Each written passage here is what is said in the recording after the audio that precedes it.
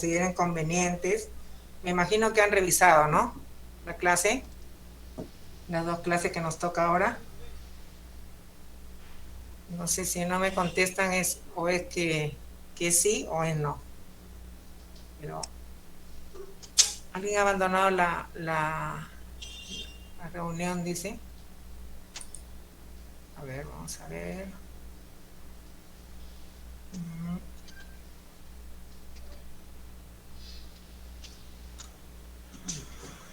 Bueno. El día de hoy nos toca la clase de valvulopatía aórtica y pulmonar. Entonces vamos a comenzar primero con valvulopatía aórtica. Me pueden interrumpir durante la exposición si tienen alguna duda, ¿ok?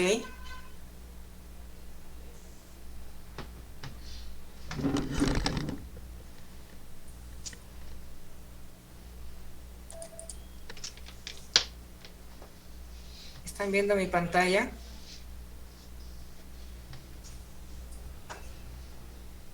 Sí, doctora. Ok. Muy bien, entonces vamos a empezar con lo que es la cardiopatía valvular aórtica y como para hacerles un recordaris, lo que ustedes ya conocen, la válvula aórtica es la que se encuentra en la salida del ventrículo izquierdo, delante de la arteria aorta, permitiendo la salida de la sangre. Es una válvula semilunar que tiene 3 valvas. Importante que recuerden esto, el área valvular aórtica es de 3 a 5 centímetros cuadrados, porque en base a eso nosotros vamos a determinar el tipo de la patología, ¿no? Esta válvula se enferma de 2 maneras: por estenosis, o sea, se cierra, o por insuficiencia, ¿no? Vamos a hablar en primer lugar de lo que es la estenosis aórtica. ¿Cuáles son las causas de la estenosis aórtica valvular? Son, en primer lugar, puede ser de tipo congénita, adquirida o degenerativa. Doctora Rosalía, no se Sí, ve la diapositiva. ¿no se ve la diapositiva? No. A ver, voy a dejar de compartir. Entre a presentar ahora, pero su diapositiva debe estar abierta. Sí, está abierta. A ver. Una ventana. Ahí está. Ahora. Ahora sí, ponga, agrandar, o sea, presentar la copita de abajo. Sí, ya lo puse, pero Sí se ve ahora. ¿sí se ve? Sí, No. pero no como presentación. Falta la copita. Abajo hay una copita. Ya, Sí, sí se ve. Sí. Ajá. Mire, ahí compartir. Ya. Y, ajá. Y la copa. Y ahora sí. Perfecto. Ahora sí. Sí. Ya. Ok. Gracias, doctor. Entonces, tenemos que la estenosis se puede producir por una causa congénita, o sea, es decir, que la persona nace con esa alteración de la válvula y puede ser la aorta bicúspide, que solamente cuando se degenera da sintomatología y es la causa más frecuente de estenosis aórtica en adultos. También puede ser porque nació con una aorta unicúspide o cupuliforme, o es una aorta verdaderamente tricúspide pero displásica. La otra forma, como la otra causa de estenosis aórtica, es la estenosis aórtica reumática, que es la segunda más frecuente en adultos de 30 a 70 años, o sea, después de la bicúspide degenerativa. No se olviden de esto porque la estenosis aórtica aislada es más frecuente en los varones que en las mujeres, más se presenta en el 80% de varones.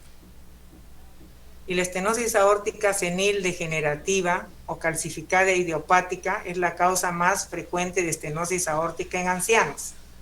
Entonces, cuando en la pregunta de examen les digan cuál es la causa más común de estenosis en el anciano, tiene que decir la senil degenerativa. Entonces acá tenemos un resumen. De 0 a 30 años, la causa más común es la válvula unicúspide. De 30 a 70 años, la válvula bicúspide. Y más de 70 años, la senil degenerativa o calcificada idiopática. Hay otro tipo de estenosis, la estenosis subvalvular, la que ya no es tanto por la válvula, sino debajito de la válvula, y la forma más frecuente es la miocardiopatía hipertrófica. Y la estenosis aórtica supravalvular, ¿no? Acá entonces vemos las formas, cómo se cierran las comisuras, cómo dejan cerrados los pequeño agujero y que limita la salida de la sangre. En la fisiopatología encontramos que las presiones pico son altas, el volumen de fin de diástole es mayor, pero hay una discreta reducción del gasto cardíaco. Por eso es que en un inicio de la estenosis aórtica no se deja notar los síntomas, como vamos a ver más adelante. Entonces tenemos que si el área valvular es de 3 a 5 centímetros, cuando hay una estenosis aórtica, hay una obstrucción del tracto de salida del ventrículo izquierdo. Aumenta la presión sistólica del ventrículo izquierdo y aumenta la tensión, la tensión final en el ventrículo izquierdo. Aumenta la presión diastólica del ventrículo y disminuye la presión en la arteria aorta. Este aumento de la presión sistólica aumenta la masa del ventrículo izquierdo porque tiene que esforzarse para poder eliminar la sangre. Y todo esfuerzo va a llevar a una disfunción. Además hay un aumento del consumo de oxígeno miocárdico y hay una disminución del tiempo diastólico. Todo esto, sumado a la disminución de la presión de la arteria aorta, origina que haya un menor aporte de sangre a las arterias coronarias. Por lo tanto, es un menor aporte de oxígeno miocárdico, lo que se traduce como una isquemia miocárdica. Esta isquemia miocárdica más la disfunción va a originar la falla del ventrículo izquierdo, es decir, la falla cardíaca. Entonces la estenosis aórtica en un inicio puede ser asintomática durante muchos años. ¿Por qué? Porque el gradiente de ventrículo aórtico puede mantener el gasto cardíaco hasta que el área aórtica esté muy reducida. De hecho, el paciente aórtico casi no da sintomatología hasta que ya ha avanzado la estenosis de una manera muy crítica, a diferencia del paciente mitral. Y generalmente se presenta en la quinta o sexta década de la vida. Cuando es sintomático, acuérdense de esta triada, y la triada, la secuencia de aparición: angina, síncope y disnea. Y esto va a dar el pronóstico también.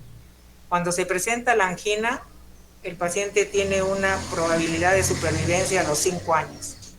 Cuando se presenta el síncope, la supervivencia media es de unos 3 años. Y cuando se presenta la disnea, ya la supervivencia es de 1 a 2 años, porque ya hay una disfunción del ventrículo izquierdo. ¿Cómo hacemos el diagnóstico?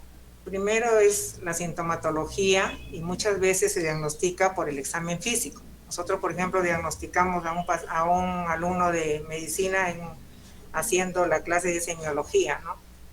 Y nunca se olviden del examen físico. Está bien que por estos tiempos de pandemia tengamos dificultades, pero no se olviden de hacer el examen físico. Ahí que van a encontrar ustedes, el pulso periférico es un pulso anácroto.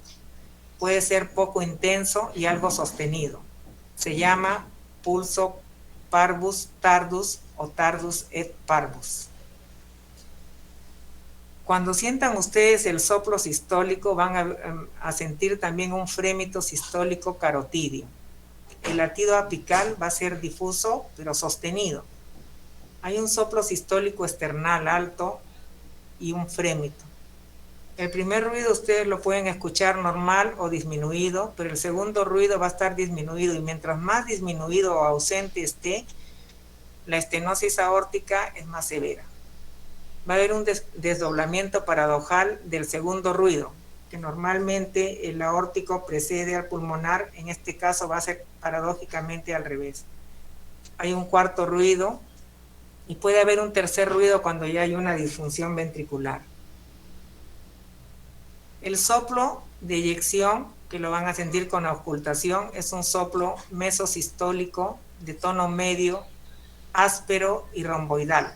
Puede haber un pequeño clic de apertura, ¿no? Primer ruido, un pequeño espacio, se presenta el soplo que abarca hasta el segundo ruido. Mientras desaparezca mientras menos se escuche este segundo ruido, es más, es más severa la estenosis aórtica. Se irradia con frecuencia la carótida, ¿ya? Y acá ustedes ven que se irradia la carótida y el frémito es palpable. El electrocardiograma, en las etapas ya avanzadas, va a haber una hipertrofia ventricular izquierda con sobrecarga sistólica. La radiografía de tórax, ¿no? En un inicio no se va a ver nada normal, solo cuando ya hay dilatación. La ecocardiografía muestra la morfología, la calcificación y la movilidad de la válvula aórtica. De hecho, la ecocardiografía es el examen diagnóstico por excelencia, es el que te da todas las mediciones y el diagnóstico. El Doppler te permite hacer el Doppler, que va a permitir medir la gradiente sistólica y el área valvular. La velocidad máxima va a exceder los 4 metros por segundo, se va a ver la calcificación valvular. Y cuando uno decide enviar al paciente a cateterismo es para determinar la gravedad y la localización de la estenosis, además informar sobre el ventrículo izquierdo, pero más que nada es para informar sobre las arterias coronarias, porque si voy a enviar a un paciente a operar, tengo que decirle al cirujano cómo están las arterias coronarias.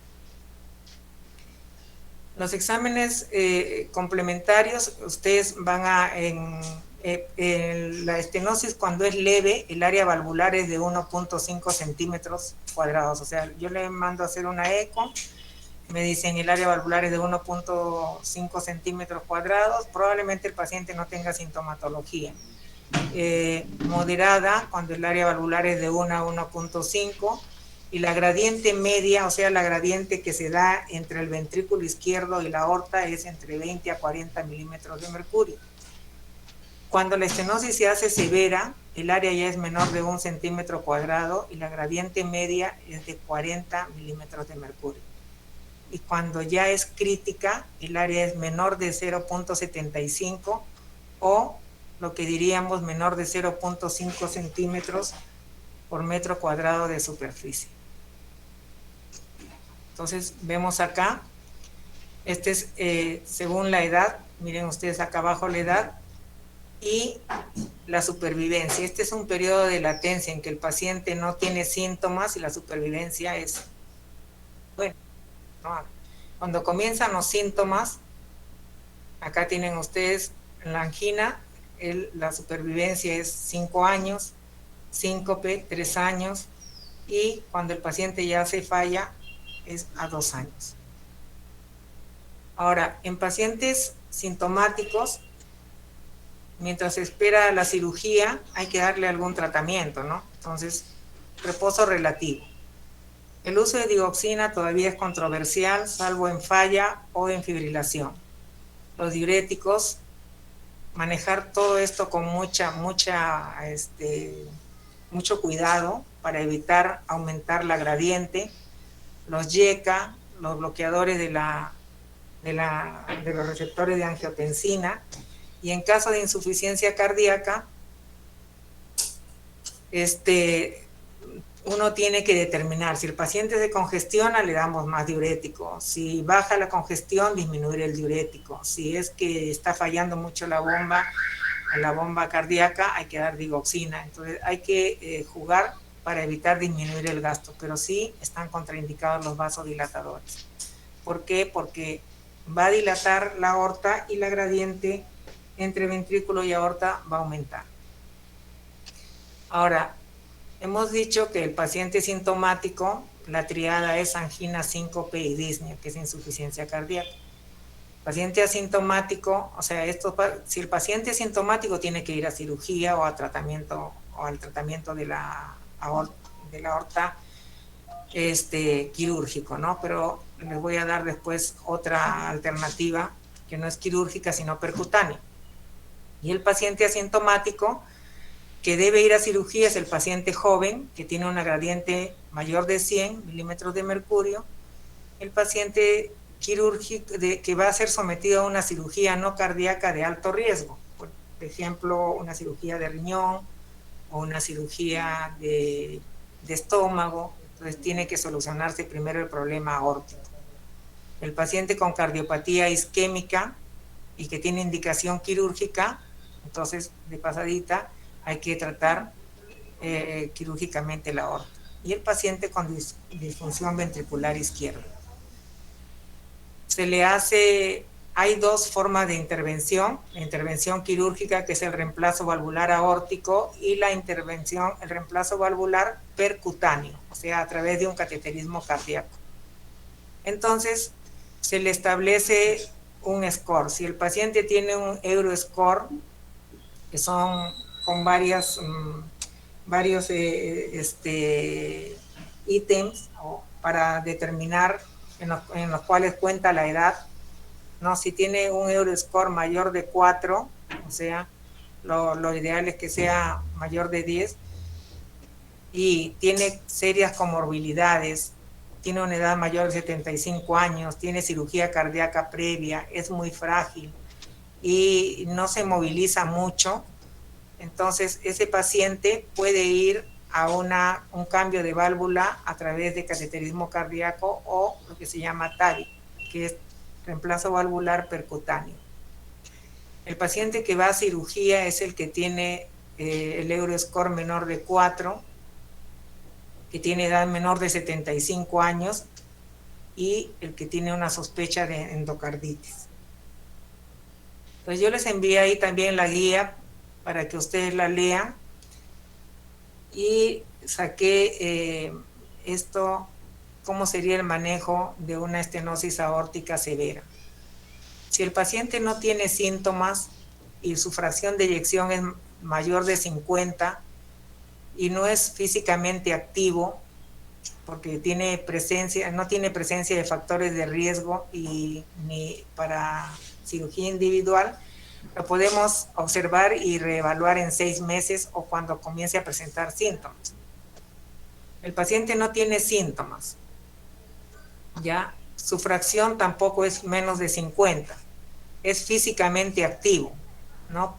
Como no tiene síntomas, yo puedo hacerle un test de ejercicio para tratar de desencadenar algún síntoma, con mucho cuidado, claro, porque se me puede hacer síncope durante la prueba de esfuerzo, y ahí eso sí puede ser fatal para él. Entonces, si es que durante esta prueba de esfuerzo él presenta síntomas o se cae la presión arterial, entonces el paciente debe ir a un reemplazo valvular aórtico. Igual, si no tiene síntomas, pero la función ha caído, que ya me imagino que el paciente ya debe estar haciendo disnea, debe ir a un reemplazo valvular aórtico. Ahora, si el paciente sí tiene síntomas y tiene comorbilidades o un estado, una condición general que no lo va a beneficiar, solamente se le da terapia médica. Ahora, si el paciente tiene síntomas, pero no hay ninguna otra comorbilidad y no hay características que favorezcan el cambio valvular percutáneo, hay características, va a reemplazo. Igual, si no tiene características para ir a cambio percutáneo, entonces se hace una evaluación cuidadosa, se le somete a un equipo, a un heart team, que está donde hay un cardiólogo, hay un médico, un cirujano, hay un intensivista, un anestesiólogo. Entonces se decide si el paciente va a reemplazo o a percutáneo o quirúrgico. Lo que les quiero decir con esto es que la cirugía, antes era mucho más fácil definir una cirugía. El paciente tenía una estenosis aórtica, hacía síntomas y se definía la cirugía. Ahora hay que determinar bien si es que es un paciente activo, si es un paciente que se moviliza, no se moviliza, si realiza algún tipo de actividad, si lo va a beneficiar o no, para determinar si va a ir a cambio de válvula y de qué tipo de cambio, si es quirúrgico o si es percutáneo. Eso es importantísimo en este momento. Entonces, la indicación de tratamiento quirúrgico es pacientes sintomáticos con estenosis aórtica severa, es clase 1. O sea, todos estamos de acuerdo en que se tiene que cambiar cuando es sintomático.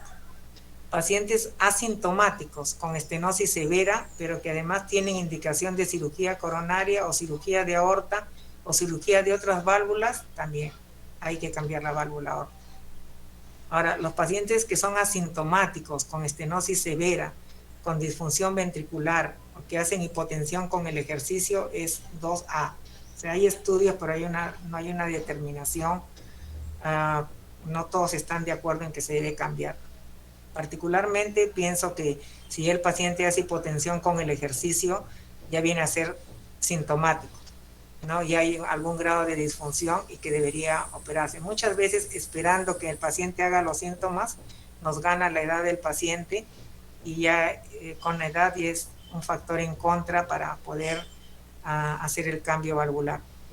Ahora, pacientes con estenosis moderada e indicación de cirugía coronaria o de sustitución de otras válvulas, también es de tipo 2A la indicación. Ahora, acá les traje 2 artículos, ¿ya? Esto es para que vean el cambio de válvula aórtica percutáneo en un paciente que ha tenido estenosis severa con disfunción ventricular. A ellos hay que darle apoyo con los llamados dispositivos de asistencia. Balón de asistencia puede ser un balón de contrapulsación. Es a pesar de que no se hace cirugía a pecho abierto, sin embargo es uno de los procedimientos más complejos que hay, ¿no? Y donde la vida del paciente también se pone en juego. Y este otro, que es una nueva técnica para el reemplazo valvular aórtico. Antes se abría totalmente el pecho por la mitad del esternón, ahora se hace con una cirugía mínimamente invasiva de unos 10 centímetros en el lado derecho del pecho, en la parte superior, y ahí del tórax, y ahí es donde se trabaja, ¿no? Se trabaja con eso. Entonces le queda una cicatriz muy pequeña al paciente. ¿Hasta aquí alguna pregunta? Hola, no me dejen en vistos. Doctora, sí, buenos días. Sí, ¿cómo está? Tengo una consulta. ¿Cuál es el manejo que se le da al paciente post valvuloplastía? Por valvuloplastía. Creo Ya. que hay una anticoagulación profiláctica, no sé si puede comentar un poco sobre eso. Sí, después de que se le hace la valvuloplastía al paciente, solamente si es que el paciente tiene otros factores de riesgo para anticoagular, como por ejemplo fibrilación auricular, se le anticoagula. Pero si es un paciente que inicialmente cuando sale, pues se le da anticoagulación inicial y después de eso ya se le hace, ¿cómo se llama? Se le da tratamiento con aspirina y con antiagregantes. Ya, ahora todas las válvulas, cuando las válvulas son las válvulas son biológicas, generalmente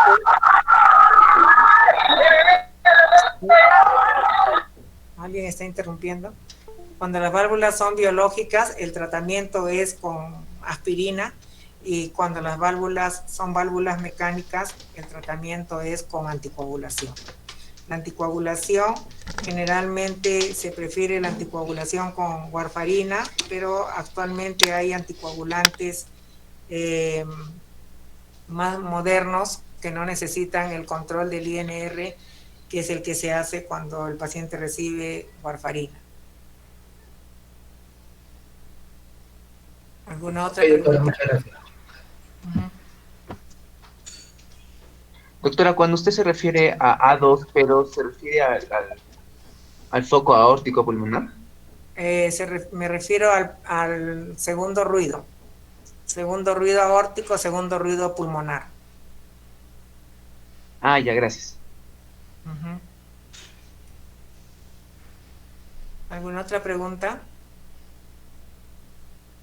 Bueno, si no hay ninguna otra pregunta, pasamos a insuficiencia aórtica. Entonces, la insuficiencia aórtica, al igual que la estenosis, puede ser consecuencia de diversas etiologías. Esto ha ido cambiando a lo largo de los años y en la actualidad está relacionado con enfermedades de la raíz aórtica y también con la válvula bicúspide. La consecuencia es la que implica la aorta ascendente y que muchas veces puede requerir también ser parte del tratamiento quirúrgico. Entonces se termina cambiando la válvula más parte de la aorta, que es el tubo valvado, con un tubo valvado. ¿Ya? Entonces la insuficiencia aórtica, tenemos aquí la presión de fin de diástole y aquí el volumen de fin de diástole. Lo normal es esto, ¿no? A medida que va aumentando el volumen, aumenta la presión. Y acá, cuando la insuficiencia es media moderada y conforme va aumentando la insuficiencia a severa, aumenta tanto la presión como el volumen. Entonces, ¿cuál es la causa más frecuente? Mire, quiero que se graben, que de esta clase les salga grabado la causa más frecuente de estenosis aórtica y la causa más frecuente de insuficiencia aórtica. La causa más frecuente de insuficiencia aórtica es la fiebre reumática. Pero hay una insuficiencia aguda y una insuficiencia crónica. En insuficiencia aguda valvular es la endocarditis infecciosa. Y esa puede ser por cualquier causa. Por ejemplo, pueden ir al dentista. Hemos tenido pacientes que fueron al dentista y 2 semanas después comenzaron a presentar disnea, ¿no? Se les encuentra un soplo, hacen fiebre y la causa de esa insuficiencia valvular fue la endocarditis infecciosa que ingresó a través de esa curación o de la extracción dentaria. Y crónicamente es la fiebre reumática. Ahora, la dilatación del anillo, la causa es la disección de la aorta, la más frecuente, y crónica es la enfermedad de Marfan. Se produce un reflujo de sangre desde la aorta hacia el ventrículo izquierdo durante la diástole, ¿no es cierto? Ustedes saben que las válvulas, que la sangre fluye hacia adelante, actúan como una compuerta y cuando quiere la sangre regresar, se cierra. En este caso, esa válvula es insuficiente y entonces durante la diástole, que se debe cerrar, se produce, se vence la válvula y deja que la sangre regrese hacia el ventrículo izquierdo. Entonces la base hemodinámica es la sobrecarga del volumen del ventrículo izquierdo. Y esta regurgitación va a depender del área del orificio regurgitante, el gradiente transvalvular y la duración de la diástole. Esto es importante que recuerden porque de aquí va a salir el tratamiento. La duración de la diástole, nosotros no podemos prolongar la diástole porque va a aumentar la regurgitación y va a aumentar el volumen del ventrículo izquierdo.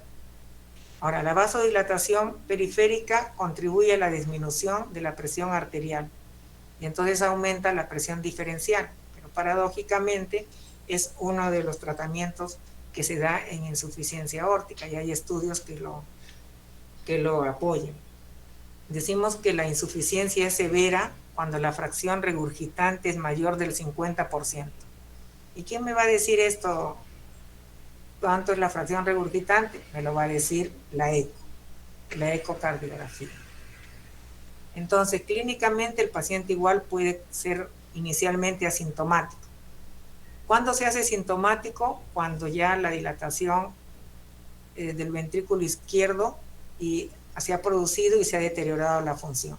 Entonces el paciente puede debutar con palpitaciones. Él puede venir a la consulta y decir que tiene palpitaciones, que le molestan, y uno siente o ve el latido hiperdinámico. Puede haber una disnea de esfuerzo, que está entre los síntomas más importantes. Entonces le dice, doctor, yo cuando antes caminaba 10 cuadras y no me cansaba, pero ahora siento que me falta el aire.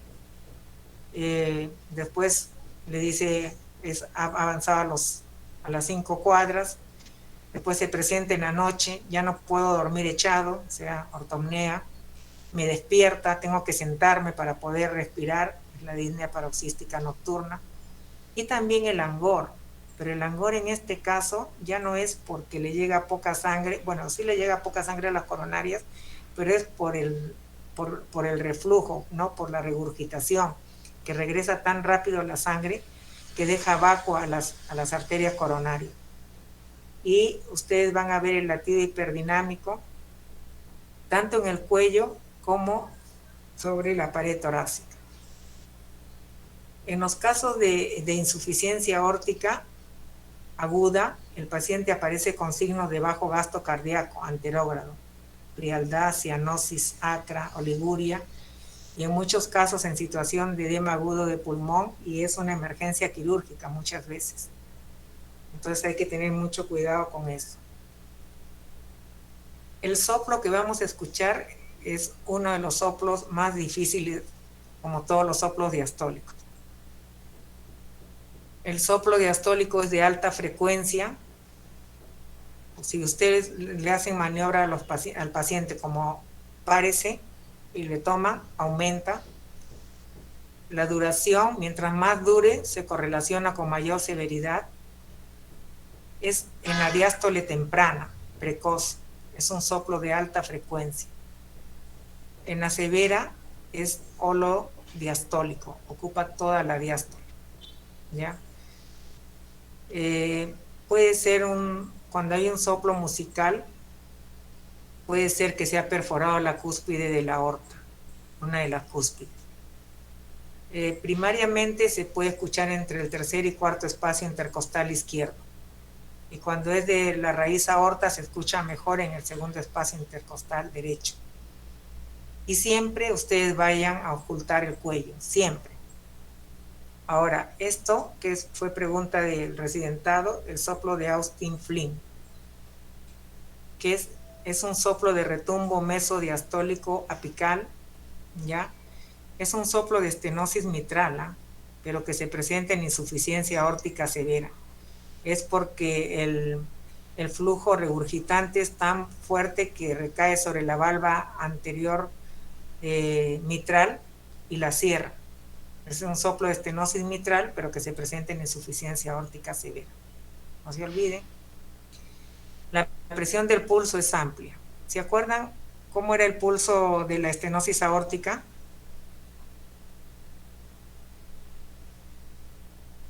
A ver quién me puede decir para ponerle un punto. ¿Cómo se llama? Parvus tardus. Ajá. ¿Quién habló? ¿Nombre? Piero, doctora, Piero Castillo. Castillo, muy bien, Piero.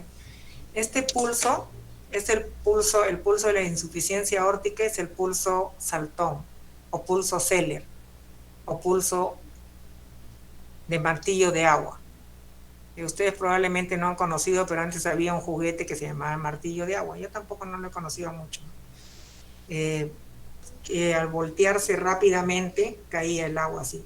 Entonces, por eso se llamaba el pulso de martillo de agua. Si ustedes tocan al paciente el pulso en el pulso humeral y luego levantan el brazo, van a ver cómo hay una bajada brusca.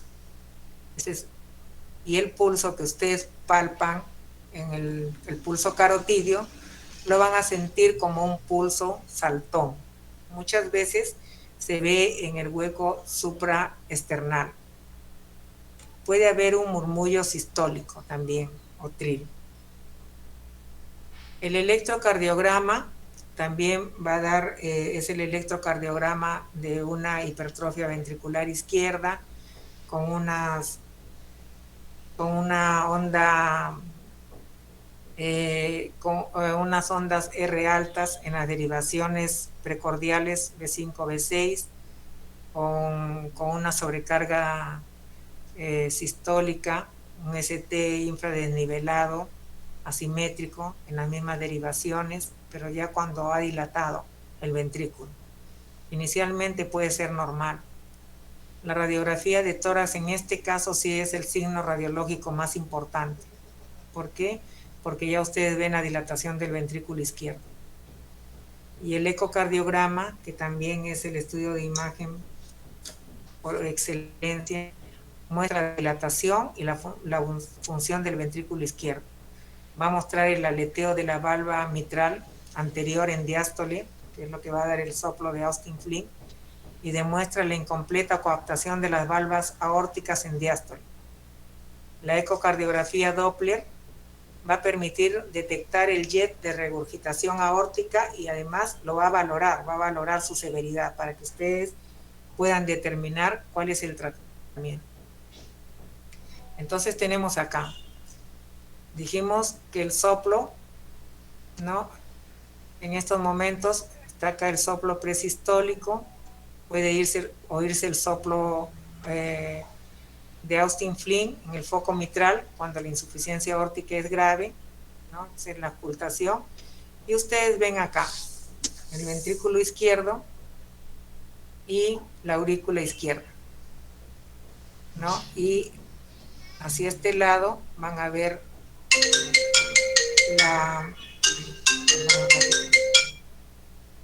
y hacia este lado van a ver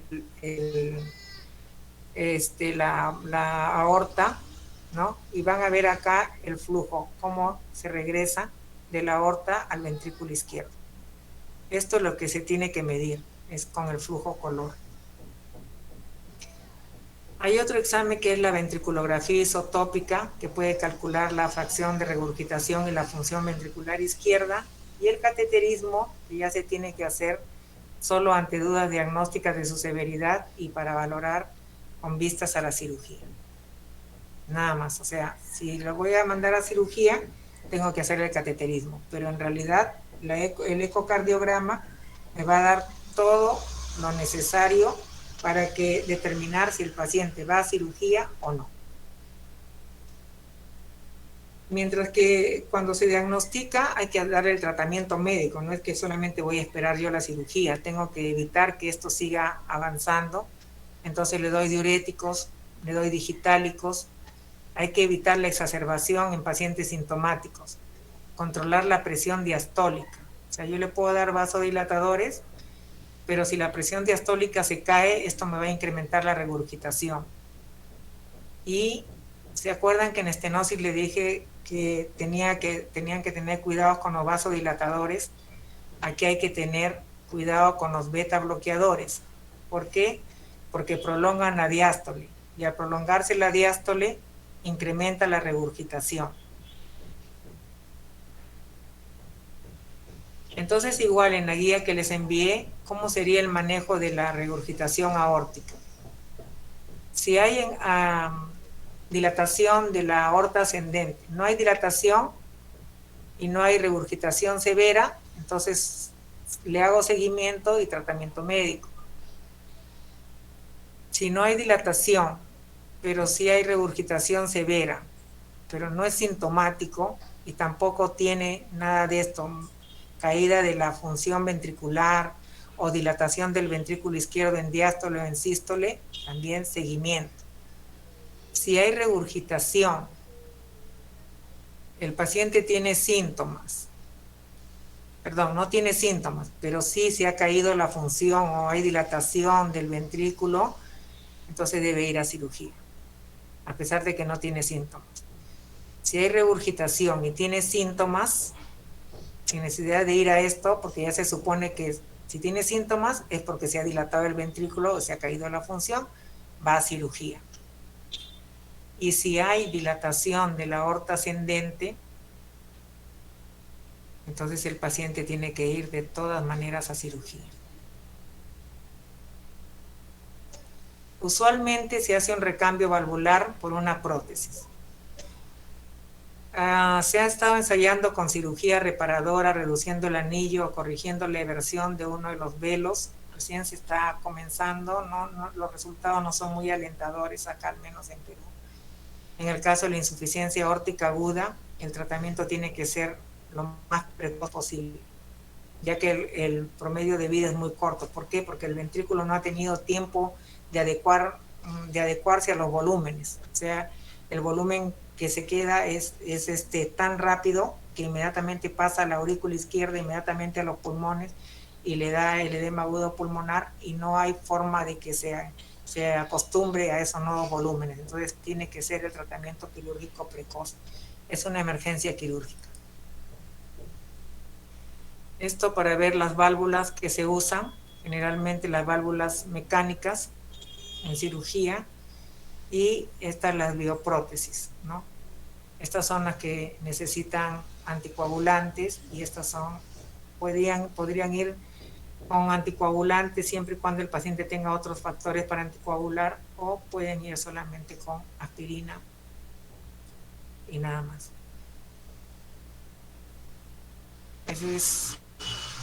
Hemos terminado con esa clase. No sé si tengan alguna pregunta. Doctora, yo tengo una pregunta. A ver. ¿Podría repetir, por favor? No me quedó lo que significa el angor. No, ¿en cuál de los dos? ¿En la estenosis y en la insuficiencia? Bueno, mencionó angor en la insuficiencia. Ya. O sea, el angor sí sabemos que es la angina, ¿no es cierto? La angina de pecho. Ustedes más adelante van a tener esa clase. La angina de pecho es el dolor. La angina es el dolor que se presenta por un desbalance entre la oferta de sangre y la demanda, entre la oferta de oxígeno y la demanda. Dicho en otras palabras, el corazón pide sangre a través de las arterias coronarias, que son las que nutren al miocardio, ¿cierto? Pero si las arterias coronarias están obstruidas o no le llega sangre a través de estas arterias, entonces el corazón va a decir: me falta irrigación. Y la manera de faltar irrigación es mediante el dolor. Entonces se presenta lo que se llama el angor o angina de pecho, que es una opresión retroesternal que se irradia hacia la mandíbula y hacia el brazo izquierdo. Ahora, ¿por qué se presenta en estenosis aórtica? Porque la salida de sangre es tan poca que no llega la cantidad suficiente a las arterias coronarias. Ese es en estenosis. Y en la insuficiencia es porque la regurgitación es tan brusca que jala la sangre, y la cantidad de sangre que le llega a la aorta es también poca, a la coronaria es poca. Entonces por eso se produce la angina. Y en la cardiopatía coronaria la angina se produce por obstrucción de las arterias coronarias. No sé si he contestado a tu pregunta. Sí, muchas gracias.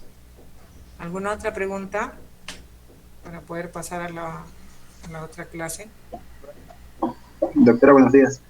Sí, buenos días. ¿Me escuchan? Sí, Kenneth, ¿no? Sí. Tenía una consulta. Si sabemos que el corazón se nutre en diástole, ¿existe un valor de presión mínimo a partir del... un valor de presión diastólico mínimo a partir del cual empiezan a aparecer los síntomas de angina y eso? Porque... en general no es por la presión, ¿eh? En general es por el factor regurgitante. O sea, tú sabes que la presión en el ventrículo izquierdo es de 120/70 y en la aorta también, 120, ¿no? Entonces se genera, cuando se produce el ciclo cardíaco, se genera la diferencia de presión para que pueda salir la sangre, y después aumenta la presión en la aorta, y ahí en ese momento es que cuando supera la presión del ventrículo se abre la válvula, ¿no? Para poder vaciar, pero ya ha irrigado las arterias coronarias. Entonces, en general, si tú me dices qué presión arterial es la que va a permitir nutrir, es la presión que normalmente nosotros conocemos, entre 120 y 180, ¿no? Se dice que hasta 90 uno puede asegurar que hay una buena 90 milímetros de mercurio, que haya una buena irrigación de las arterias coronarias. Y en lo que yo te digo es que la fracción regurgitante, que es la que jala la sangre, o sea, no deja llegar a las arterias coronarias, esa es la que produce la angina.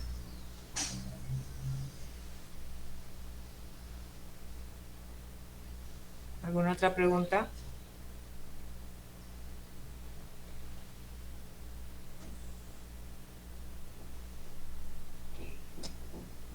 ¿Podemos pasar al otro tema? Sí. Sí, doctora. Okay. ¿Quién es el delegado?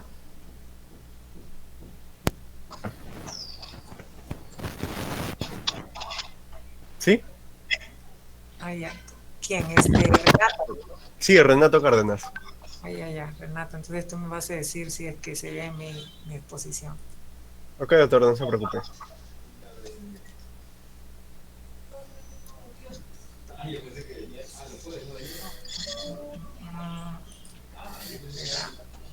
Por favor. Valvulopatía pulmonar.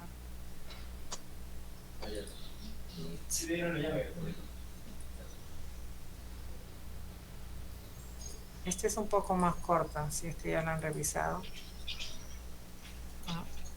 ¿Qué es esta? ¿Ahí la ven? Sí, doctor, sí se ve. Ya. Solo que yo no lo veo. Sentar. Un ratito.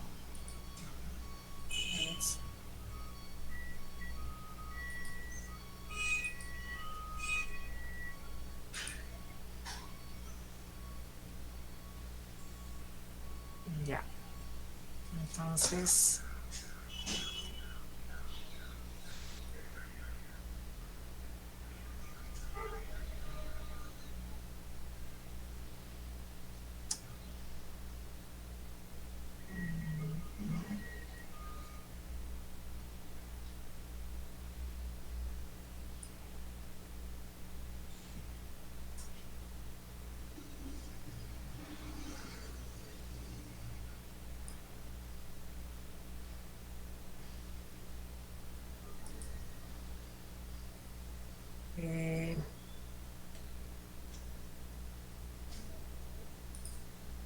¿ahí están viendo?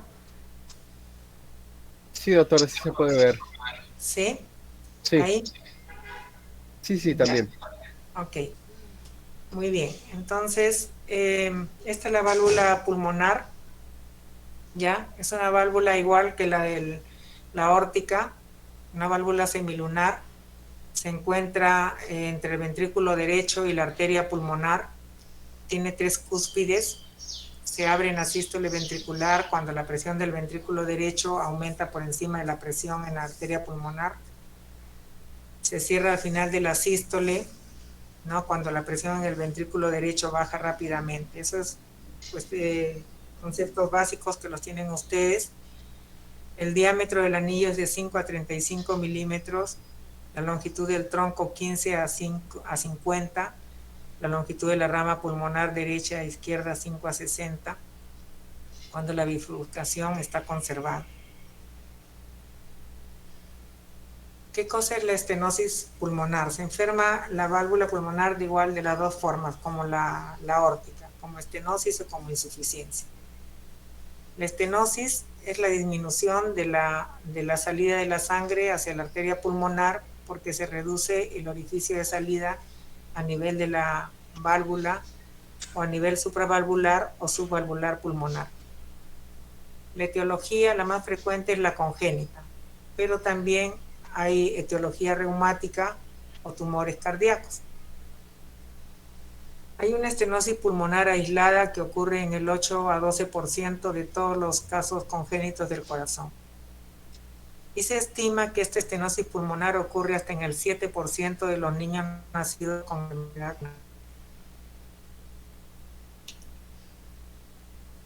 Entonces, se produce una alteración del flujo de salida pulmonar aumenta la carga al flujo de salida, pero del lado derecho del corazón. Y como el corazón no está acostumbrado, el lado derecho no está acostumbrado a las presiones, entonces se produce una hipertrofia ventricular derecha. Entonces la expulsión sistólica es duradera y origina una disfunción del ventrículo derecho. ¿Por qué? Porque el ventrículo derecho no se adapta tan satisfactoriamente como el ventrículo izquierdo. Entonces decimos que la hipertensión, que la estenosis es ligera cuando el área es más de 1 y la gradiente es menos de 50. Y la presión sistólica pico de la arteria pulmonar es menos de 75. Decimos que es moderada cuando es de 0,5 a 1, la gradiente es de 50 a 80 y la presión sistólica pico es de 75 a 100. Y decimos que es severa cuando el área valvular es menor de 0,5, la gradiente es mayor de 80 y la presión sistólica pico es mayor de 100. Entonces, puede el paciente ser asintomático cuando tiene una estenosis pulmonar leve a moderada. Y es grave cuando ya el paciente presenta síntomas. Y los síntomas van desde la disnea de esfuerzo o fatiga, ¿no? ¿Saben la diferencia entre disnea de esfuerzo y fatiga? ¿Saben, no? La disnea de esfuerzo es el paciente camina o hace algún tipo de esfuerzo y le falta el aire. Y fatiga está más relacionado al cansancio, a los miembros inferiores, a eso, ¿no? Y el dolor retroesternal anginoso, que es lo que me preguntó su compañero. Y puede haber síncope. Generalmente el paciente puede estar bien hasta que se presenta un elemento desestabilizador, que puede ser fiebre, una infección o anemia. Los recién nacidos que nacen con estenosis pulmonar crítica pueden presentar malnutrición, taquipnea y cianosis. Y ahí sí tienen que entrar a intervenirlos de emergencia. En la inspección, generalmente son acianóticos y bien desarrollados, pero cuando es crítico son cianóticos, como este niñito que ven acá, y taquipneicos. En el pulso venoso ustedes van a encontrar la onda A de la aurícula derecha se eleva, porque las presiones son mayores para poder llenar un ventrículo derecho que se ha hipertrofiado y que no se distiende. Y la onda B de la aurícula derecha denota que hay regurgitación tricuspidia funcional, porque se ha dilatado el ventrículo derecho y el anillo tricuspidio se dilata para poder vencer. Eso es funcional, no es que la válvula está fallando, sino que funcionalmente produce una regurgitación. En la palpación es inespecífico, ¿ya? Se puede encontrar un golpe ligero y un trill sistólico, pero en la ocultación sí se encuentra un soplo sistólico de eyección romboidal, rudo, intenso, en el foco de la arteria, en el foco pulmonar, que se irradia hacia la espalda, ¿ya? El segundo ruido se puede dividir ampliamente y el segundo ruido también va a disminuir en intensidad.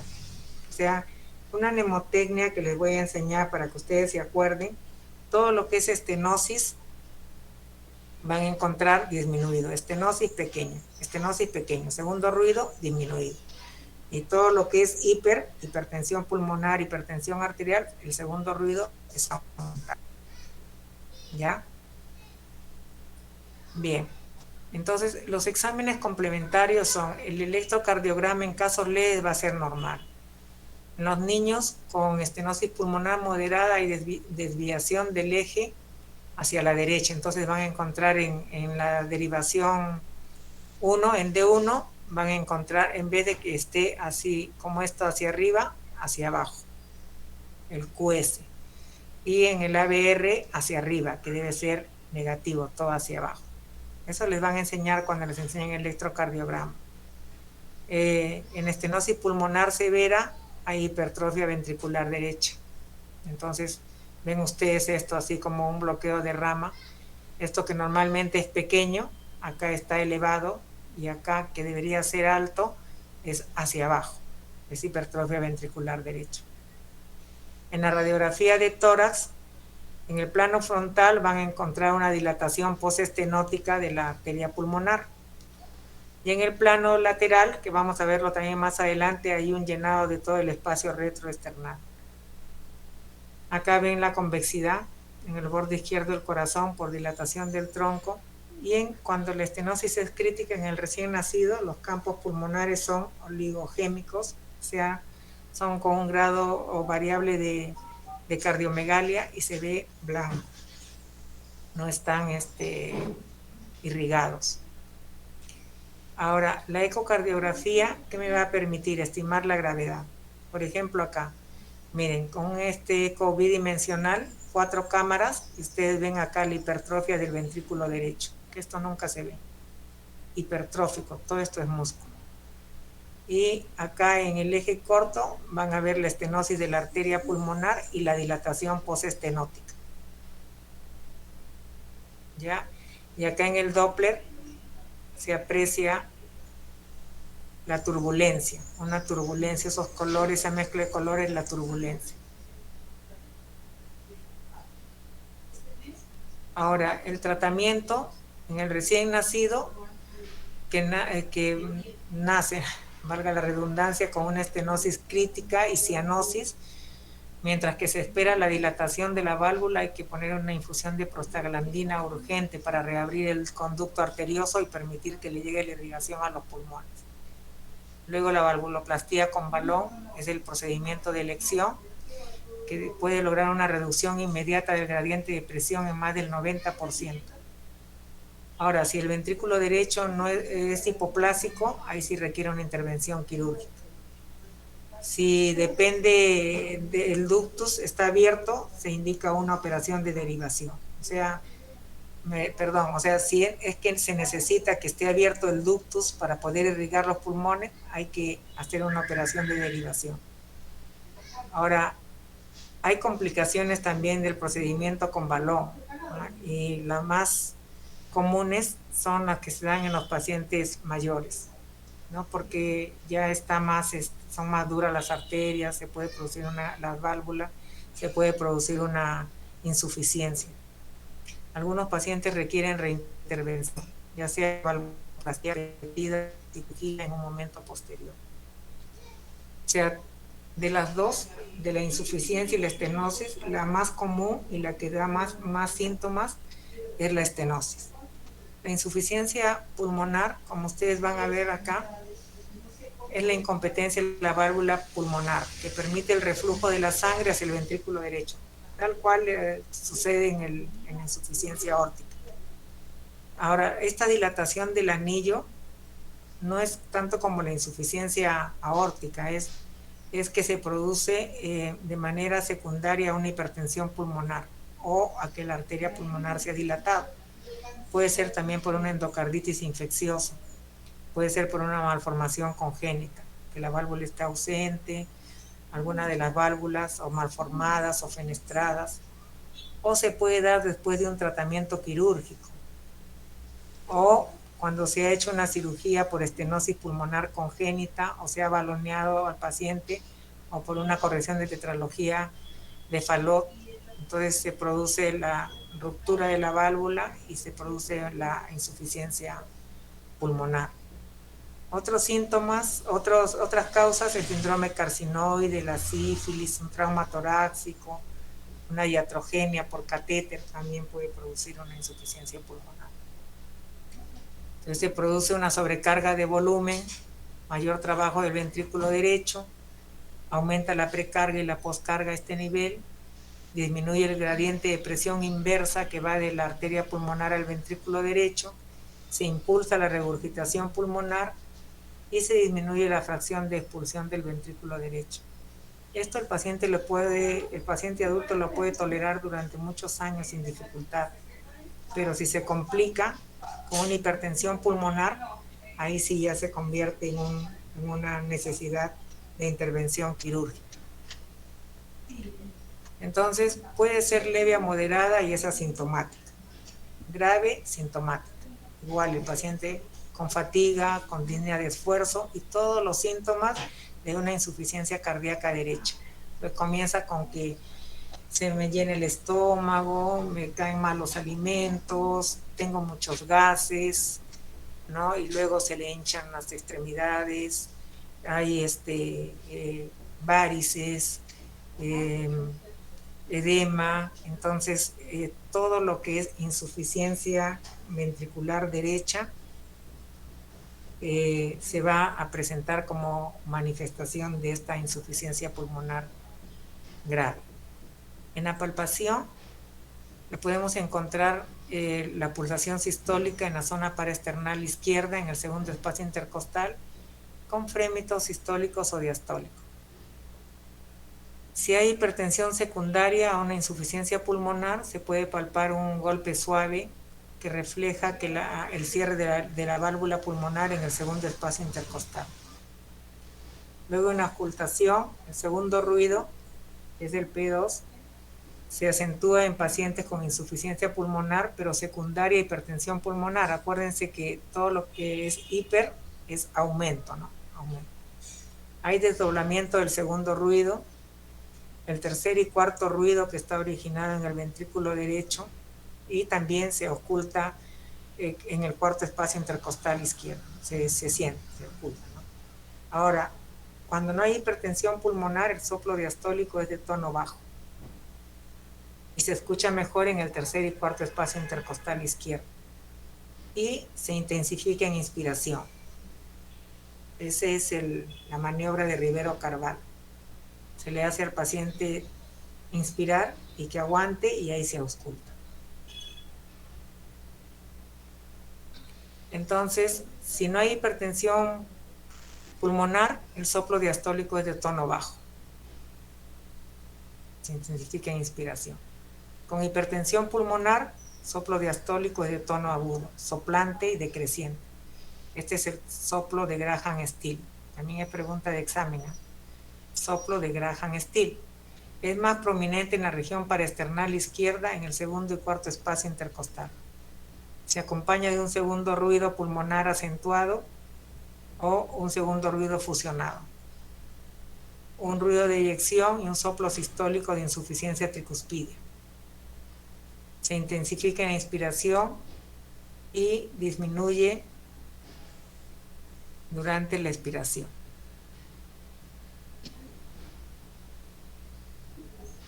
Ahora, en la ecocardiografía bidimensional nos evalúa todo, ¿no? Evalúa la hipertrofia ventricular derecha, la función del ventrículo derecho, muestra dilatación del ventrículo derecho.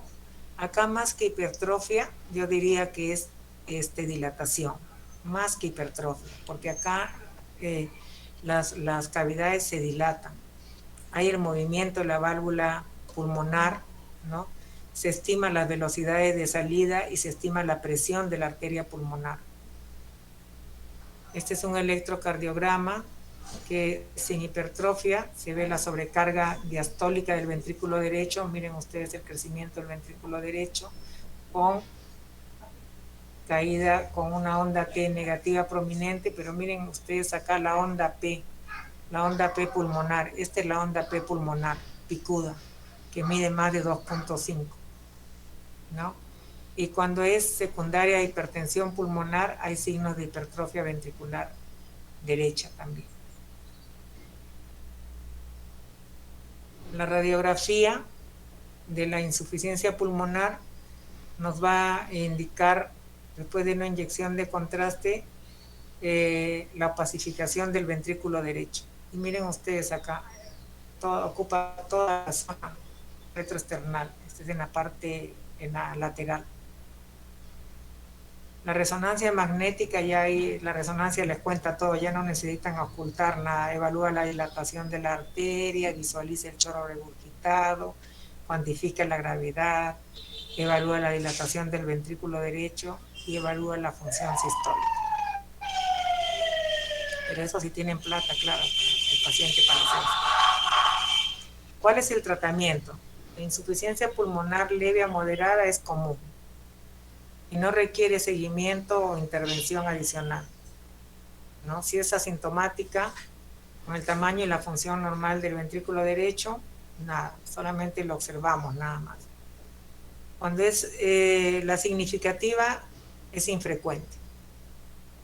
O sea, las insuficiencias pulmonares primarias que siguen a la corrección de la tetralogía de Fallot u otras lesiones congénitas pueden progresar de manera insidiosa y uno no se da cuenta y alcanzan proporciones graves que amenazan la función del ventrículo izquierdo, si es que uno no hace un reconocimiento clínico adecuado. Muchas veces al paciente se le hace la corrección total de la tetralogía de Fallot y uno le dice, ya está todo corregido, pero no se ha dado cuenta de que le ha quedado una hipertensión, una insuficiencia pulmonar, y esto va a ir progresando. Entonces siempre hay que hacer el reconocimiento clínico precoz. Ahora, ¿cuándo se considera la cirugía? Cuando hay síntomas o signos de disfunción del ventrículo derecho y está asociado a una insuficiencia pulmonar grave. Las insuficiencias pulmonares secundarias a la hipertensión de larga duración y la dilatación del anillo se encuentran con menos frecuencia en la era moderna, o sea, no se llega tanto. Generalmente se le detecta. ¿Por qué? Porque ahora ya con el eco y con todas las otras formas de imágenes se llega más rápido a determinar. El tratamiento se debe centrar en las causas de las presiones arteriales elevadas. Y eso es todo. No sé si tengan alguna pregunta.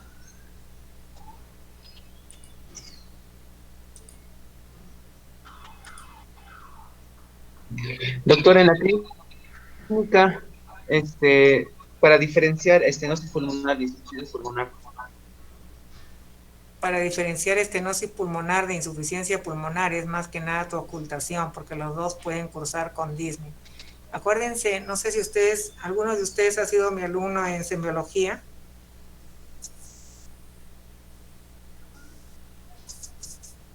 ¿Aló? Yo, doctor. ¿Sí? Ya. Acuérdate que cuando yo les hablaba de que la disnea era el signo patognomónico de insuficiencia ventricular izquierda, ¿no es cierto? Y el edema era el signo patognomónico de insuficiencia ventricular derecha, ¿cierto? En la patología pulmonar ataca básicamente el ventrículo derecho. Entonces es de acuerdo, la clínica en las manifestaciones clínicas va a dar más que nada la fatiga, ¿no? Pero en la estenosis valvular pulmonar te va a dar la disnea de esfuerzo y un dolor anginoso, pero que es más que nada por disnea, no es tanto porque no le llega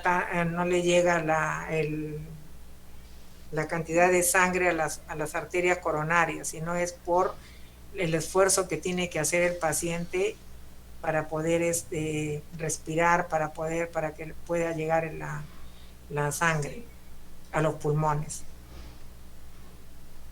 Y en la insuficiencia aórtica, en la insuficiencia pulmonar, es la disnea, pero además ya lo que se suma es la insuficiencia ventricular derecha, que es más rápida que en la estenosis. Acá ya hay plétora, timpanismo, hinchazón de extremidades, hay varices, hay problemas hepáticos. Eso es lo más común.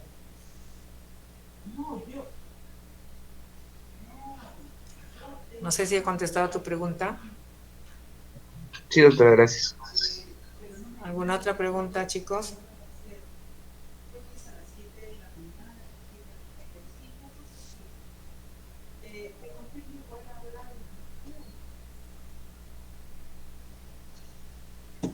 ¿Alguna pregunta, duda, comentario?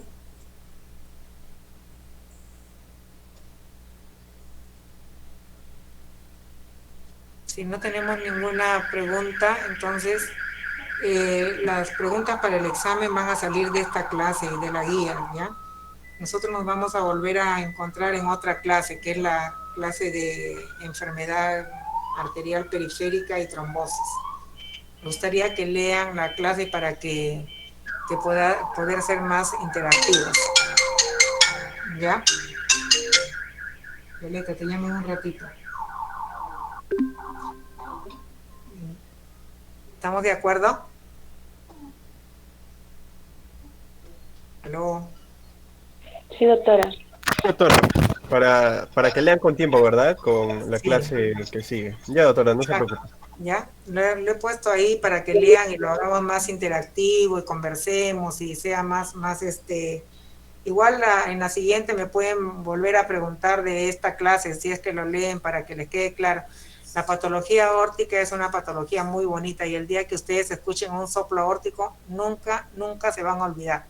Ya les digo que nosotros hemos tenido experiencia de dos estudiantes a los que le descubrimos en uno el soplo aórtico, uno de sus compañeros le descubrió y al otro fue por la presión, la diferencial de presión, que eso me olvidé. La diferencial de presión era alta, o sea, tenía, por decir, 120 con 40. Le volvimos a tomar 120 con 40. De ahí me llamó su mamá y me dijo, no es nada, ¿no, doctorita? Y yo le digo, mejor vamos a hacerle un eco. Y no se le escuchaba el soplo. Y el chico era deportista, primer puesto de su promoción, era deportista, venía en bicicleta todos los días. Y le hicimos y era una estenosis aórtica severa asintomática. Lo seguimos ahí en el INCOR hasta que terminó el SERUMS.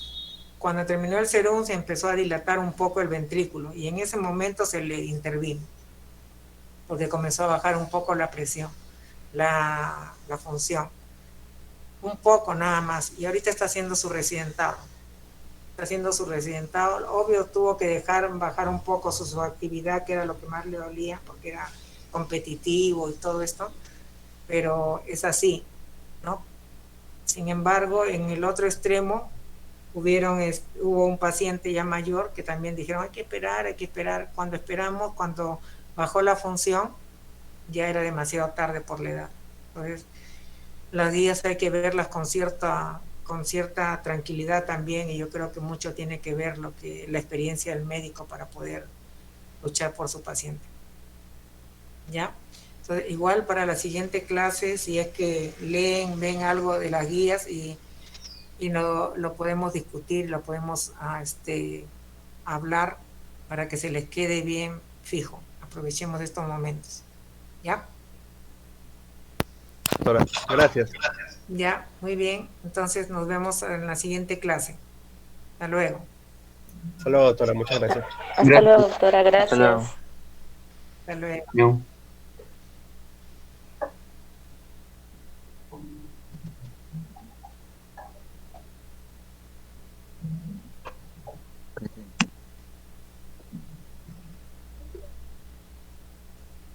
Chao.